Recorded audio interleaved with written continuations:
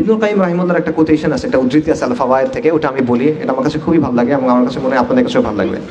উনি বলতেছেন যে পথিক, তুমি কোন পথে যাচ্ছ? এটা কোন পথ তুমি জানো? এটা কোন পথ? এটা হলো ওই পথ যে পথে হাঁটতে গিয়ে আদম আলাইহিস সালাম ক্লান্ত হয়ে গেছিলেন।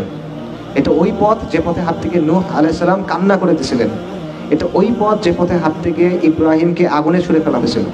এটা ওই পথ যেখানে হাত থেকে ইসমাইলকে শোয়ানো হয়েছিল জবেহ করার জন্য। এটা ওই পথ যেটার জন্য সস্তা দামে বিক্রি করে দেওয়া হয়েছিল ইউসুফ আলাইহিস সালামকে, কারাগারে থাকতে হয়েছিল থেকে কয়েক বছর। এটা ওই পথ যেখানে হাঁটার জন্য জাকারিয়াকে করাত দিয়ে দ্বিখণ্ডিত করা হয়েছিল। এটা ওই পথ যেখানে যাওয়ার জন্য জবেহ করা হয়েছিল সাইয়েদিনা ইয়াহইয়াকে। এটা ওই পথ যেখানে আইয়ুব আলাইহিস সালাম রোগে ভুগছিলেন। এটা ওই পথ যেখানে দাউদ আলাইহিস সালাম তার কান্না সব সীমা অতিক্রম করে চলে গেছিল।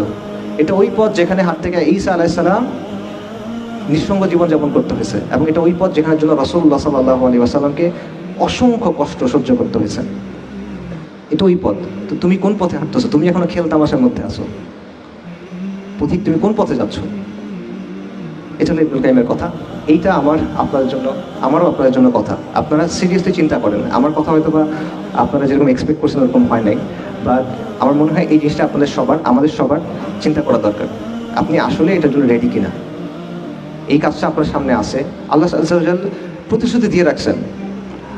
আল্লাহ কিছু প্রতিশ্রুতি দিয়ে রাখছেন, আল্লাহ কিছু কন্ডিশন সেট করে রাখছেন। আপনি যদি আল্লাহকে রাজি খুশি করাইতে পারেন, আল্লাহ আপনাকে বিজয় দিবেন। কিন্তু আপনি পারবেন কিনা? আপনার ওই সাহসটা আছে কিনা? আপনি এই কষ্টটা করবেন কিনা? এটা চিন্তা করার দরকার আছে। নাকি এটা আপনি একটা পার্ট টাইম জিনিস হিসেবে করবেন? আসছেন, ঘুরছেন, কথা শুনছি, অটোগ্রাফ নিছি, সেলফি দিছি, বই তুলছি, মানে বই কিনছি, চলে গেছি, ভালো লাগছে, গেছি গা, এরকম কিনা?